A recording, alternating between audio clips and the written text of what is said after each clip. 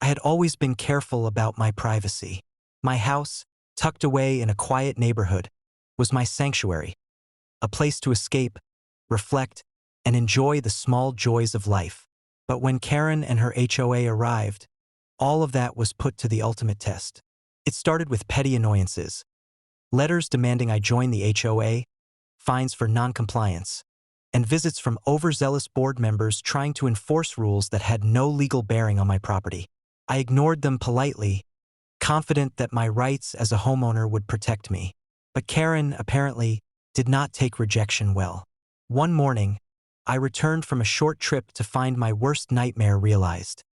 My house was reduced to smoldering ashes. The HOA, under Karen's direction, had taken extreme measures. Firefighters were on the scene, insurance adjusters were muttering about liability, and neighbors were whispering about the shocking act of arson. Karen appeared almost gleeful, convinced that intimidation and destruction would force compliance. "You'll join the HOA now," she declared.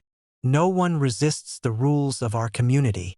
I walked through the charred remains calmly, assessing the damage. Karen's confidence only grew when she saw me standing silently. That was her mistake. She had no idea who she was dealing with. "I see," I said softly, turning toward her. "You've learned the hard way that some authority isn't yours to wield." Her brow furrowed. What do you mean?" "I am a federal judge," I explained, letting each word land carefully. "And not just any judge.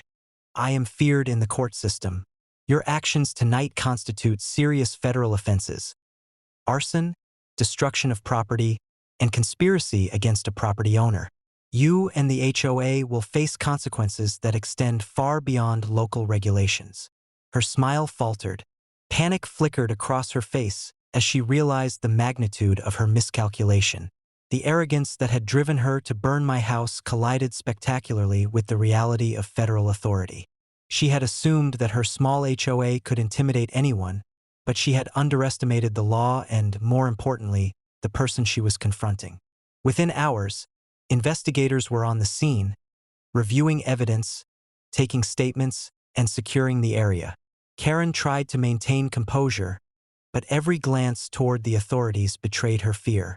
She hadn't anticipated that the victim she thought powerless had the means, authority, and legal standing to ensure justice would be swift and thorough.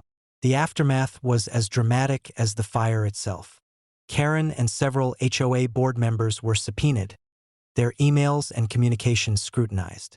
The legal ramifications were severe: potential jail time, restitution, and permanent damage to reputations.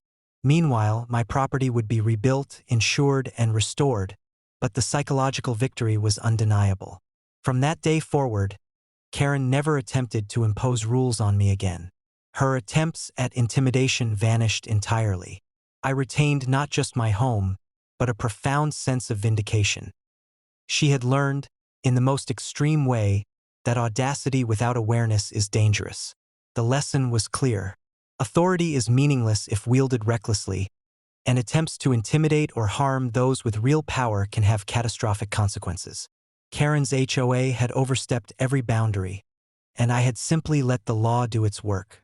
Sitting on the rebuilt porch, overlooking the property that once again became a sanctuary, I reflected on the irony. The people who thought they could control me had inadvertently exposed themselves to the full force of the law. And in that quiet satisfaction, I knew that some victories require patience, composure, and the perfect leverage, knowledge of exactly who you are and the power you hold. Character count: 5,278 white heavy checkmark.